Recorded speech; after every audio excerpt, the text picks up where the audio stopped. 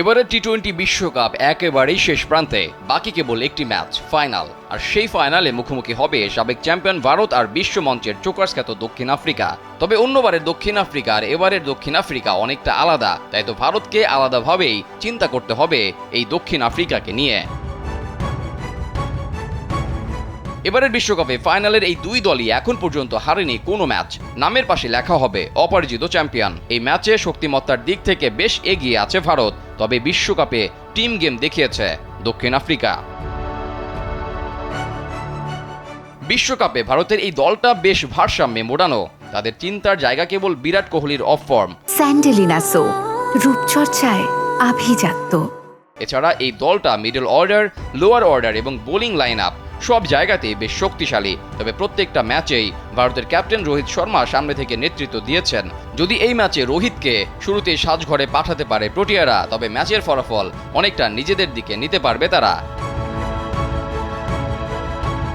এদিকে দক্ষিণ আফ্রিকায় বিশ্বকাপে কোনো একক পারফরমেন্সের উপর নির্ভর করে আসেনি। দলগত পারফরমেন্স তাদের নিয়ে এসেছে বিশ্বকাপের সর্বোচ্চ চূড়ায়।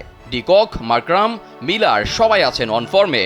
বোলিংয়েও আছে বেশ বৈচিত্র্য। তারপর শামসি, কেশব মহারাজ, সাথে রাবাদা আর নরকিয়া যে কোনো সময় ম্যাচের মোড় পরিবর্তনের ক্ষমতা রাখে।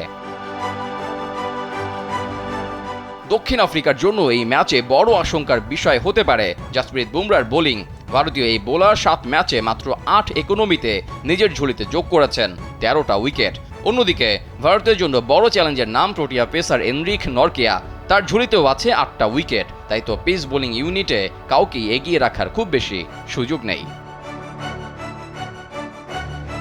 ব্যাটিংয়ে বেশ খানিকটা এগিয়েই থাকবে ভারত, কারণ টি-20 ফরম্যাটের মেগা আসর আইপিএল এর সব বড় নামগুলো এখন ভারতের স্কোয়াডে। বিশ্বকাপে রোহিত সর্বোচ্চ স্কোরারদের একজন। এই বিশ্বকাপে সর্বোচ্চ 3টি অর্ধশতকের দেখা পেয়েছেন ইন্ডিয়ান ক্যাপ্টেন রোহিত শর্মা। দক্ষিণ আফ্রিকায় বিশ্বকাপে একক কারোর উপর নির্ভর না করলেও কুইন্টন ডিকক খেলেছেন তার সহজাত খেলা। নিয়মিত আইপিএলে পারফর্ম করা এই ব্যাটার বিশ্বকাপে 200-র বেশি রান করেছেন, পেয়েছেন 2টা 50। আইপিএলে খেলার সুবাদে ভারতীয় বোলারদের বেশ ভালোভাবেই চেনা আছে এই ব্যাটারের, তাই ভারতের বিপক্ষে তার ব্যাট হাসলে হাসবে পুরো দক্ষিণ আফ্রিকা। অতীত পরিসংখ্যান দিয়ে ক্রিকেটে কোনো কিছু বিচার করা যায় না, আর যদি সেটা ফাইনাল ম্যাচ হয় তাহলে তো আরও না।